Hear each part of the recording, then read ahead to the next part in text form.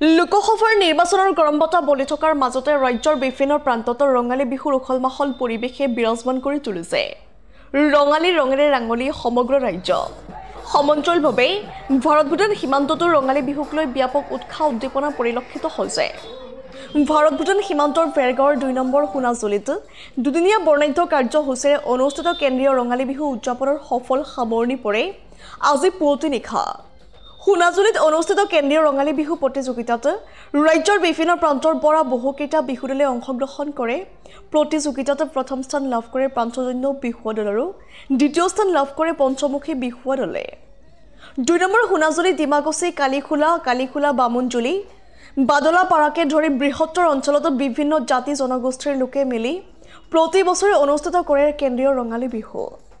কেন্দ্ৰীয় ৰঙালী বিহুৰ ৰঙাফিতা কাটি বিহুতলী উদ্বোধন কৰে বিধানসভাৰ অধ্যক্ষ বেষ্টজিৎ দৈমাৰীয়ে। ৰাজ্যৰ বিভিন্ন প্ৰান্তৰ বিহু দলৰ উপৰিও খেৰাই নৃত্য, ৰাভা নৃত্য, ঝুমুৰ, শৰণীয়া কছাৰী, কৃষ্টি দলকে ধৰি বিভিন্ন জাতি জনগোষ্ঠীৰ নৃত্য দলসমূহে অংশগ্ৰহণ কৰে।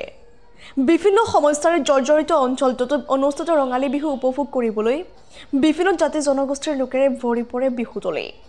নিউজ ডেস্কৰ ৰিপৰ্ট, ইছা 24x7। বাদলাপাৰা এই বৃহৎ অঞ্চলটি বিভিন্ন জাতি জনগোষ্ঠীৰে ভৰপূৰ। অসমত হয়তো এনেকুৱা ঠাই নাই, বহু ঠাইত হয়তো ইমান জনগোষ্ঠী নাই, কিন্তু আমি ইমান সৌভাগ্যৱান যে অসমত যিমানবোৰ জনগোষ্ঠী আছে, যিমানবোৰ জাতি জনগোষ্ঠী আছে, তাৰ কিছু সংখ্যক জাতি জনগোষ্ঠী কিন্তু আমাৰ এই অঞ্চলটোতে আছে। আৰু এই অঞ্চলটোৰ প্ৰতিটো জাতি জনগোষ্ঠীৰ বিভিন্ন নৃত্য বা কৃষ্টি প্ৰদৰ্শিত হোৱাকৈ আমি কেন্দ্ৰীয় ৰঙালী বিহু সন্মিলনে প্ৰতি বছৰেই আমি জনতাত বিহু উদযাপন কৰোঁ। আৰু এইবেলেও ২৭ সংখ্যক বিহু উদযাপন কৰা হৈছে। আৰু ইয়াতো বিভিন্ন জাতি জনগোষ্ঠী লোকৰ যিটো নৃত্য, জাতীয় যিটো কৃষ্টি, সেই নৃত্য প্ৰদৰ্শন কৰা হৈছে। গতিকে আমি আশা ৰাখিছোঁ এই বৃহৎ অঞ্চলৰ যিমানবোৰ জাতি জনগোষ্ঠী আছে, সকলো জাতি জনগোষ্ঠী মিলি সদায় যাতে আমি একত্ৰিত হৈ থাকোঁ আৰু এই বিহুখন যাতে উদযাপন কৰি থাকিব পাৰোঁ, সেইটো আমি আশা ৰাখিছোঁ।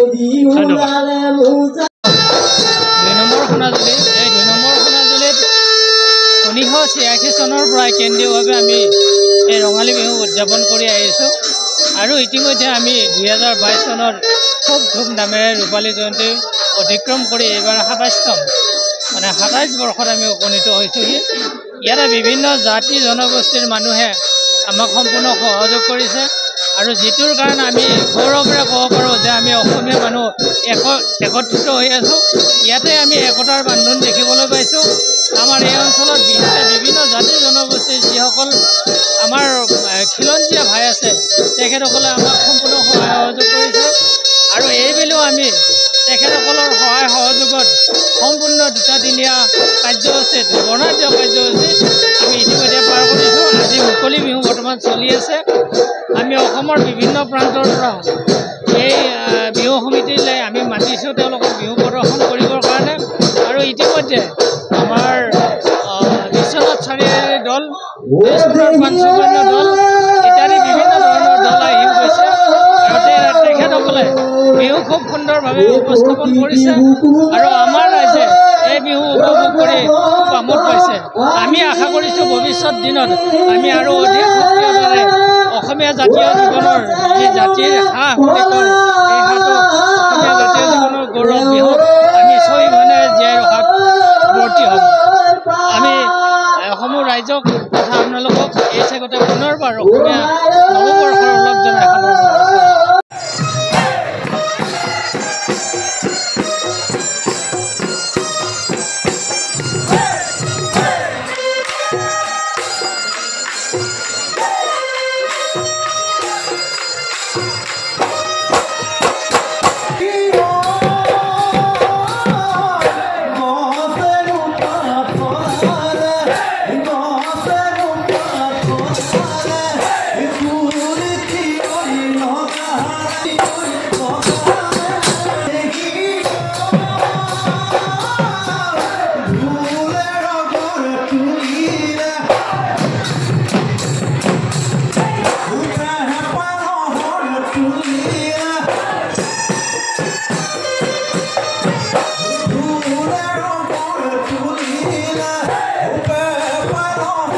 তুলিলা